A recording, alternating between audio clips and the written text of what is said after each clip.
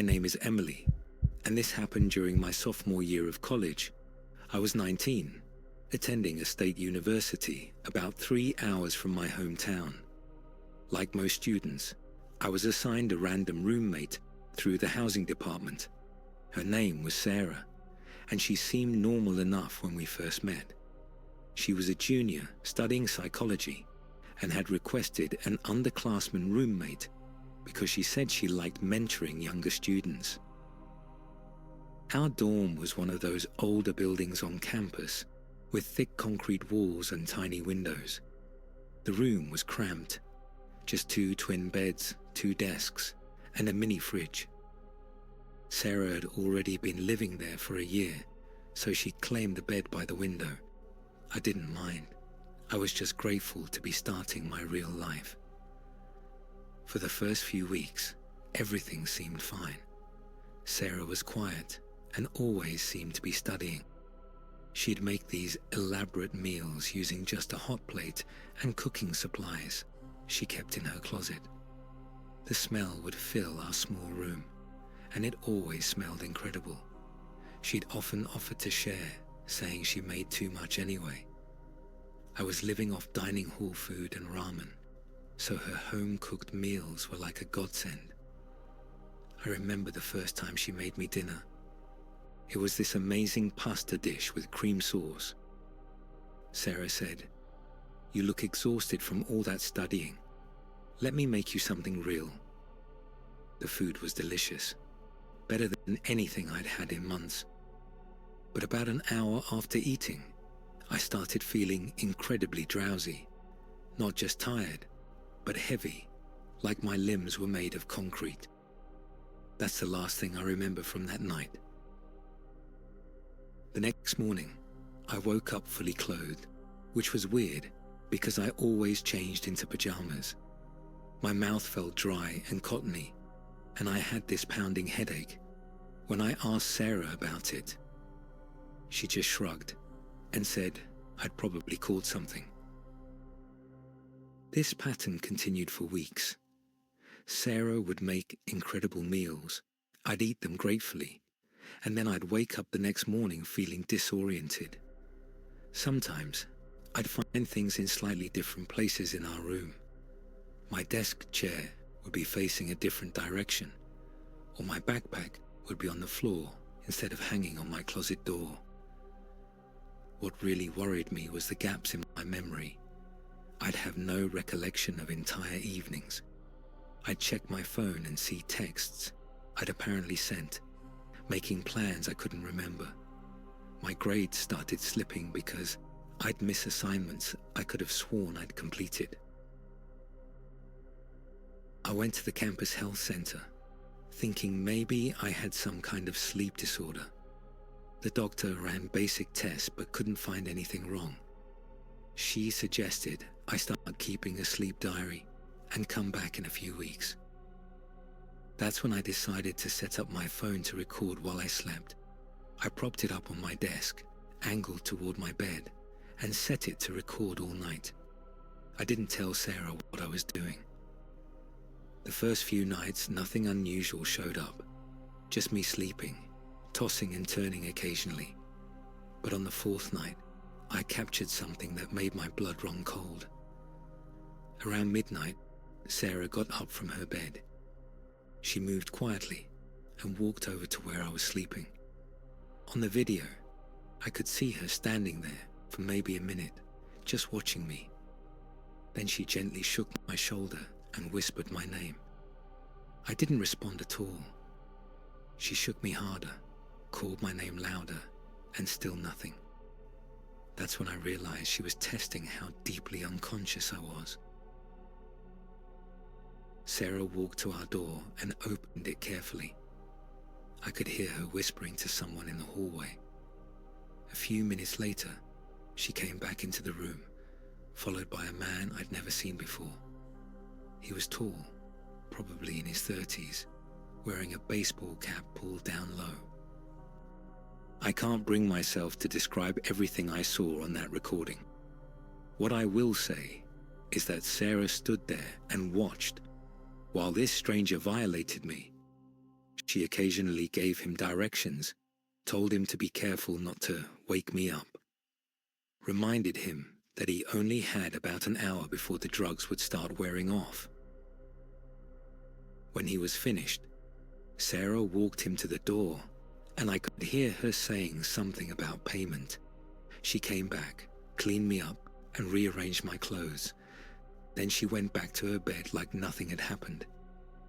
I watched that recording 3 times before I could process what I was seeing. My roommate had been drugging me and prostituting my unconscious body to strangers. I didn't go back to our room that night. I drove to a 24-hour diner and sat in my car, shaking and trying to figure out what to do. The next morning, I went to campus security with the video. The officer immediately called the real police, and within hours Sarah was arrested. They searched our room and found a setup I'd never noticed. She had cameras hidden in the air vent above my bed and inside what looked like a regular desk lamp. They also found her drug stash in a fake bottom she'd installed in her dresser drawer. The police told me she'd been using benzodiazepines and GHB, which explained the memory loss and deep sleep. During the investigation, they discovered Sarah had been doing this for over a year. Her previous roommate had transferred schools mid-semester, and when they tracked her down, she reported experiencing the same symptoms. The police found chat logs where Sarah had been advertising my availability online. She'd been charging between $200 and $500 depending on what they wanted to do. She'd created a whole profile for me, complete with photos she'd taken while I was unconscious. Sarah was charged with multiple felonies, including sexual assault and human trafficking. She was eventually sentenced to 8 years in prison. I testified at her sentencing hearing, and she showed no remorse at all. She actually said she was helping me explore my sexuality. I graduated last year and moved across the country. I've been in therapy for 3 years now, and while I'm doing better, I still have trouble trusting people. I live alone and probably always will. Every time I eat food someone else has prepared, I get anxious. The thing that haunts me most isn't just what happened, but how long it went on without me knowing. Those videos are probably still out there somewhere. That's the part that keeps me up at night. My name is Josh, and this happened about 2 years ago when I was 26. I'd just moved to Denver for a new job and needed to find a place quickly. The housing market was brutal, and I was running out of options when I found a Craigslist ad for a 2-bedroom apartment in a decent neighborhood. His name was Mark, and he was 28, worked in IT, and had been living in the apartment for about a year. When I went to see the place, it was perfect, clean, good location, and Mark seemed like an ideal roommate. He was quiet, professional, and said he traveled for work, so I'd have the place to myself often. For the first few months, everything was great. Mark was exactly as advertised, and he was gone probably half the time on business trips. We'd occasionally grab a beer or watch a game, but mostly we lived separate lives. The first sign something was off came about 4 months in. I started getting mail that wasn't addressed to me, but it had my last name on it, credit card offers, pre-approved loan documents. At first, I thought it was just a mistake, maybe mail for a previous tenant with a similar name.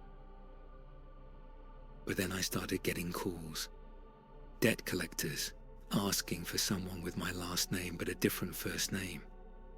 When I told them they had the wrong number, they'd insist they had the right information. That's when I realized the name they were asking about was Joshua Martinez. Not Josh Martinez like me, but close enough that it was clearly intentional. I confronted Mark about it. Mark just shrugged and said, "Yeah, that's weird. Maybe someone's using our address for mail scams."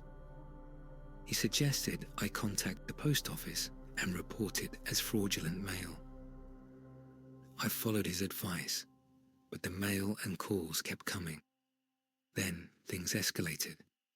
I got a notice from the IRS saying I owed back taxes for income I'd never reported.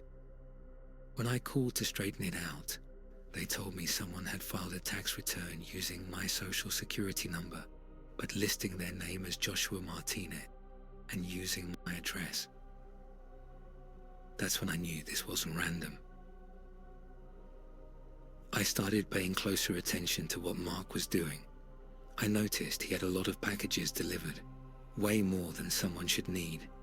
When I asked about it, he said he was reselling electronics online as a side business. One evening, Mark was supposed to be out of town on a work trip, but I came home early and saw his car in the parking lot. When I went upstairs, I could hear typing coming from his room. I knocked and Mark answered, looking surprised. Mark said, "Oh hey, my flight got delayed. I'll probably leave tomorrow morning instead."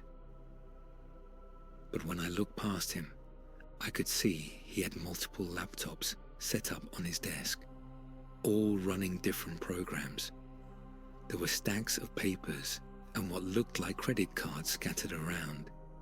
He quickly closed the door and suggested we order pizza. I pretended everything was normal, but that night I couldn't sleep. The next day, while Mark was at work, I did something I'm not proud of. I went into his room and looked around. I found a filing cabinet that wasn't locked, and inside were dozens of folders with different names. My name was on one of them, along with photocopies of my driver's license, social security card, and bank statements, documents I'd never given him access to. There were also folders for at least 20 other people, all with complete identity profiles, driver's licenses, credit reports, bank account information, employment records. Mark was running a full-scale identity theft operation out of our apartment. I also found printed emails between Mark and various people discussing credit card fraud, loan applications, and tax return scams. In several of them, Mark was selling complete identity packages for between $500 and $2,000 depending on the credit score. I took pictures of everything with my phone and called the police. Detective Lewis was assigned to my case, and when I showed him the evidence, he told me this was one of the most comprehensive identity theft operations he'd ever seen. Detective Lewis said, "The good news is you came forward voluntarily. The bad news is your name and address are all over his records, so you're going to need to be very proactive about clearing your name." That's when I learned the full extent of what Mark had done. He'd been using my identity to apply for credit cards and loans, but he was smart about it. He'd only made small applications at first, then used those accounts to build up credit history for his fake Joshua Martinez identity. He'd also been filing tax returns in my name, claiming income I'd never earned, and requesting refunds that were being deposited into bank accounts he'd opened using my information. The police arrested Mark 3 days later. When I got home from work, my neighbors told me they'd seen him being led away in handcuffs. The apartment had been completely searched. They'd taken every computer, every file, and basically anything that could contain evidence. The investigation revealed Mark had been running this operation for over 3 years.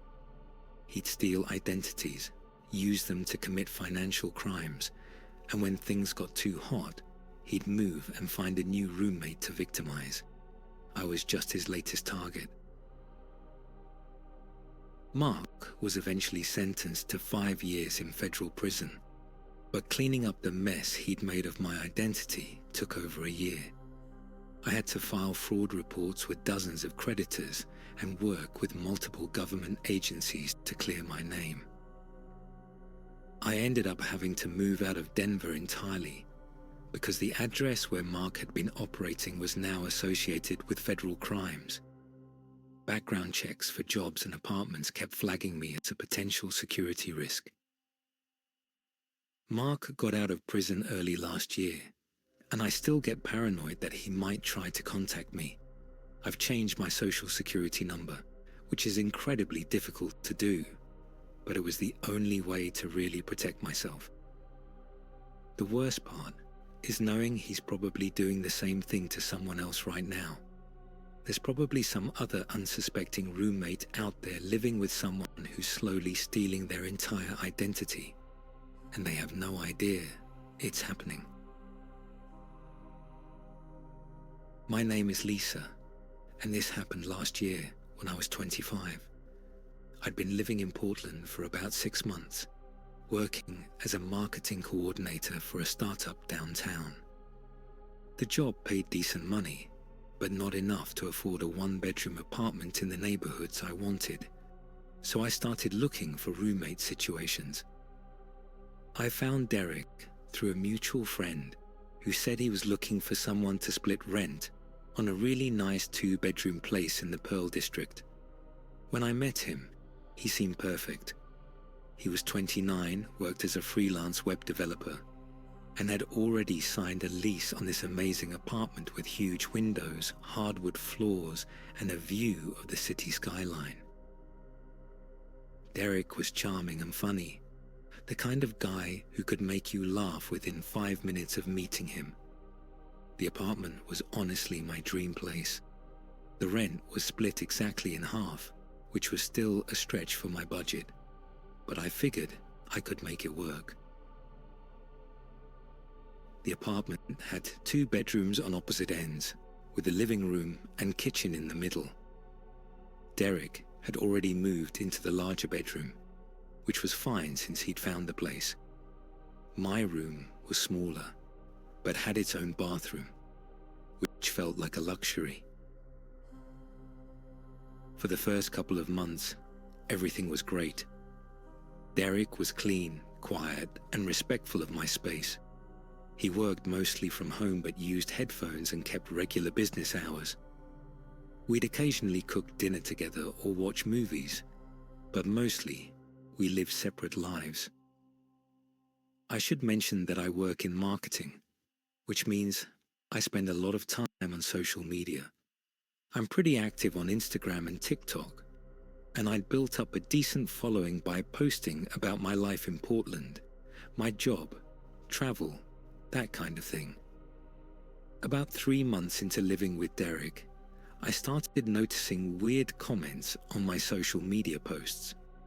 Not just the usual creepy messages that most women get online, but comments that seemed to know specific details about my daily routine. Someone would comment about what I'd had for breakfast, or ask why I'd changed my sheets to the blue ones. At first, I thought maybe I was oversharing without realizing it.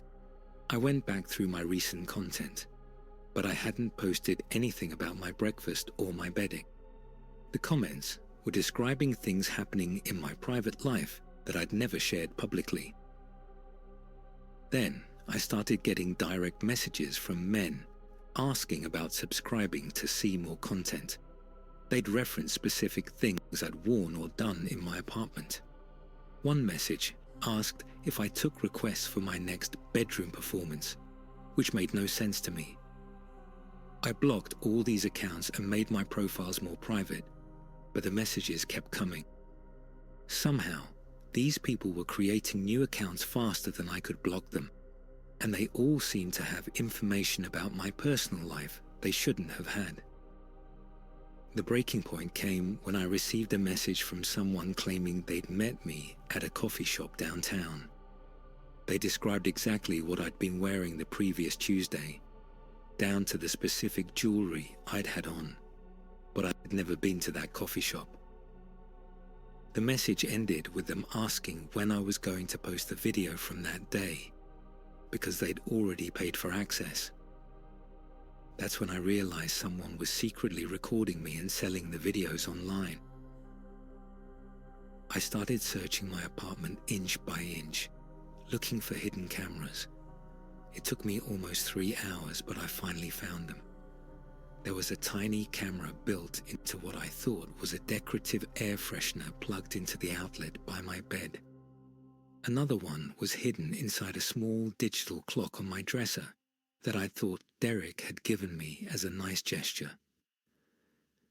The cameras were positioned to record pretty much everything that happened in my bedroom, my bed, my dresser where I got changed, even the area by my closet where I'd sometimes do yoga. Someone had been watching and recording my most private moments for months.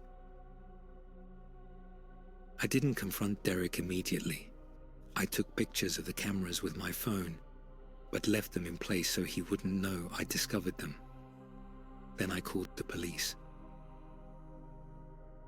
Officer Martinez came to take my statement, and when I showed her the cameras, she immediately called for backup and a detective. Officer Martinez said, "This is definitely a crime, but we need to gather evidence before confronting your roommate."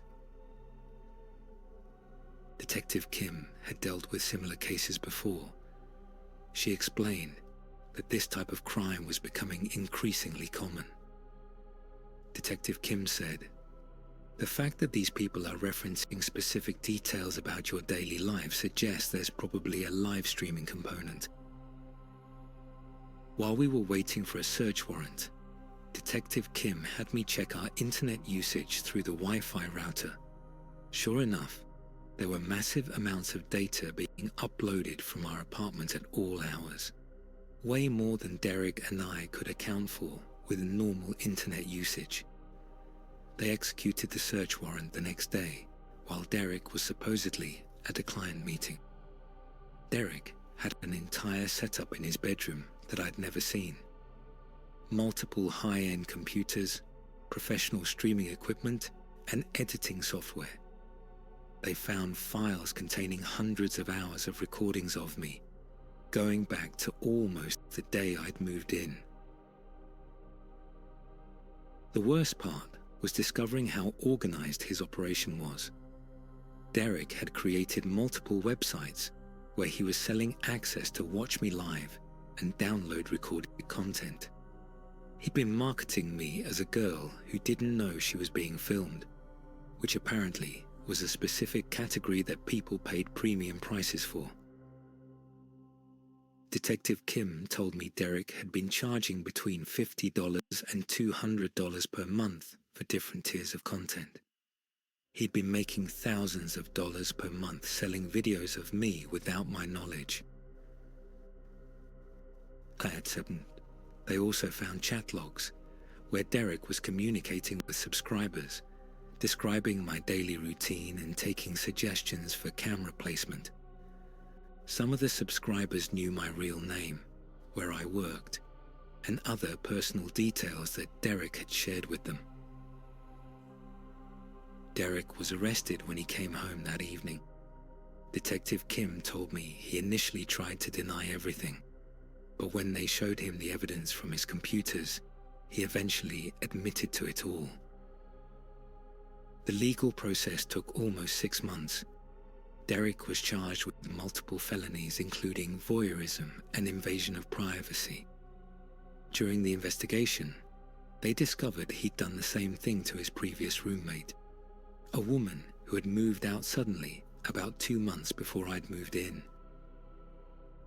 Derek eventually pleaded guilty and was sentenced to 3 years in prison plus 5 years of probation. He was also ordered to pay restitution, but no amount of money could undo what he'd done. The hardest part wasn't the legal proceedings. It was knowing that videos of me were still out there, probably being shared and downloaded by people I'd never meet.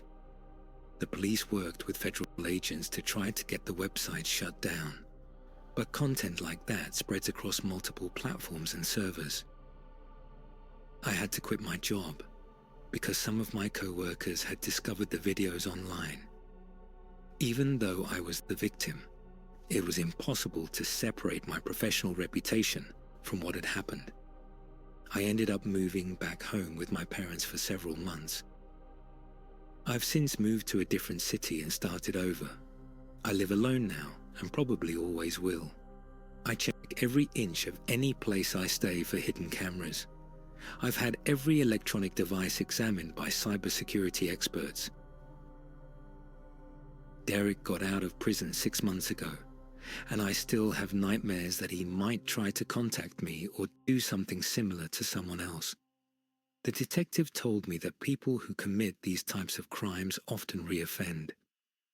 I wanted to share my story because I know there are other women out there who might be experiencing weird comments on their social media, and they might not realize what's happening.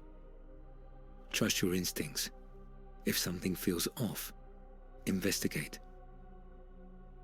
The technology exists now for someone to completely violate your privacy without you ever knowing it's happening.